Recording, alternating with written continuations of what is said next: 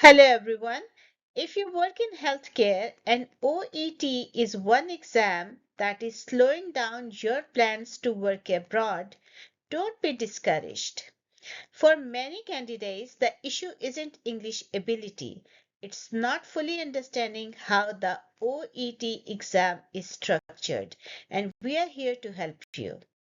If your score is stuck just below the required score, if reading part C never feels clear, or if recent OET changes have left you uncertain, this video will help.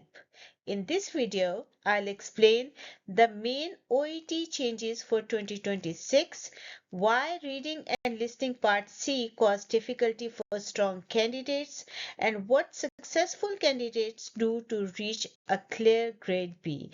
Let's begin with the updates. First, OET now provides an overall score in addition to individual scores for each skill. Most regulators still focus on each skill separately, often requiring 350 or higher. However, the overall score helps you better understand your general performance. Next, there is a change to the speaking test platform. OET no longer uses Zoom. The speaking test is now delivered on OET's official platform for both OET Computer and OET at Home. This means it's important to practice with the platform in advance so you don't feel stressed by the technology on exam day. Another improvement is quicker results. Candidates who take the computer-based exam usually receive results within about 10 business days.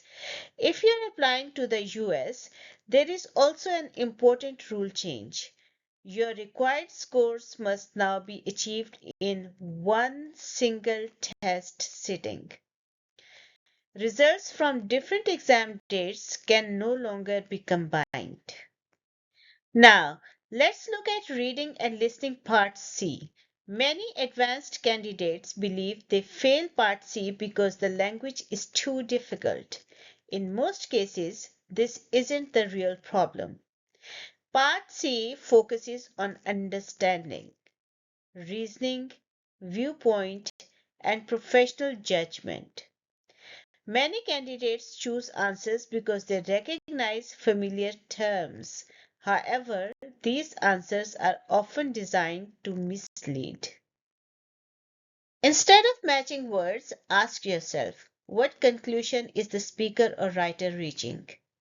Watch for careful language such as tends to, is often associated with, raises concern, points towards. These phrases show caution or interpretation, not clear facts. To learn more, subscribe to the channel and turn on the bell icon.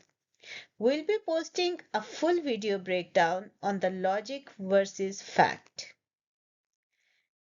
And if it is already live, you'll find the video link in the description below. It helps you recognize language that signals opinion, evaluation, or uncertainty. Once you recognize these patterns, Part C becomes much easier to manage. Let's move on to writing. A common issue is including too many details from the case notes. Some candidates feel that a good letter should include everything. However, OET examiners are looking for clear and relevant communication, not full clinical records. Before adding information, ask, does this help the reader take the next clinical step? Strong letters clearly state their purpose early, follow a logical structure, and avoid unnecessary detail. If your letter is getting close to 300 words, it often means you are including information that isn't needed. The 5-minute reading time before writing is often overlooked, but it's very important. During this time, You may read the case notes, but you must not write, highlight, or underline anything. Because you can't make notes, you need to organize the information in your mind. You should already be deciding which details matter most, which information is background only, and what is important for this particular reader. To learn more, subscribe to the channel and turn on the bell icon. We'll be posting a full video on clinical relevance writing checklist, and if it's already live, you'll find the video link in the description below. Gives you 5 mental questions to help you decide what belongs in the letter before you start writing. For example, a consultant reviewing post-operative care may not need detailed lifestyle habits, but access to home care or family support may be essential. This ability to select information is one of the key skills OET assesses. Finally, let's talk about speaking. Some candidates lose marks because they sound overly formal or rehearsed. Examiners are not expecting scripts. They want to hear natural, professional interaction.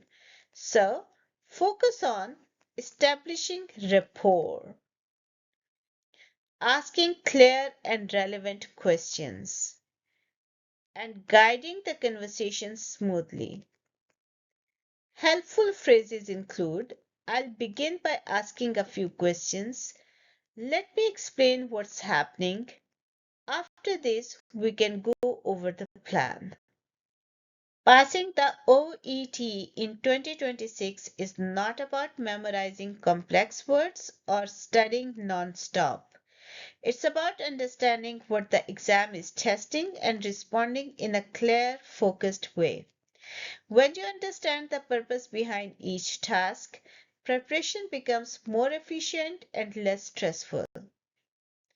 If this video was helpful, please share with others and don't forget to like and subscribe. Let me know if you have any feedback. Take care and see you. Bye bye.